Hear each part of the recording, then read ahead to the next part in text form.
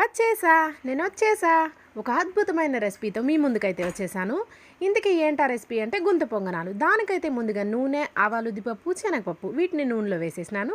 తర్వాత ఎర్రగడ్డలు కోసి పెట్టుకొని దాన్ని కూడా వేసేసి అది వేగిన తర్వాత పచ్చిమిరపకాయ, కర్రీ లీవ్స్ అదే అండి కరివేపాకు దాన్ని కూడా వేసి వేయించేసినాను. కొంచెం కలర్ చేంజ్ అయింది, వెంటనే పసుపు అయితే వేసేసినాను. ముందుగా దోశకి పిండి రెడీ చేసుకొని అది పులిసిపోయింది, ఏం చేయాలో అర్థం కాకుండా దించేస్తాను. దీంట్లోకి కొంచెం సోడా, ఉప్పు, నీళ్లు పోసి కలిపేసి ఇంతకుముందు వేయించుకున్న వాటిని అన్నింటినీ దీనిలోకి ట్రాన్స్ఫర్ చేసి బాగా కలిపేసుకున్నాను. పిండి అయితే ఇలా ఉంది. ఇప్పుడు ఈ పిండి రెడీ అయిపోయింది. మనం పొంగనాలు వేసేసుకుందాం. పొంగనాలు ప్లేట్ పెట్టినాను, చుట్టూ నూనె పోసినాను, కొంచెం వేడెక్కిన తర్వాత పొంగనాలు వేసి మూత పెట్టినాను, తిప్పేసి కాల్ చేసినాను. అంతే, గుంత పొంగనాలు అయితే రెడీ. ఇంతకీ మీరు గుంత పొంగనాలు ఎప్పుడైనా తిన్నారా? ఇంతకీ మీకు ఇది నచ్చుతుందా?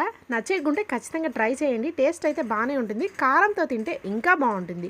Thank you for the watching. అంతేకాకుండా ఒక సబ్స్క్రైబ్ చేయండి, ఒక లైక్ కూడా వేయండి ప్లీజ్. అర్థం చేసుకోండి. Thank you for the watching. Bye.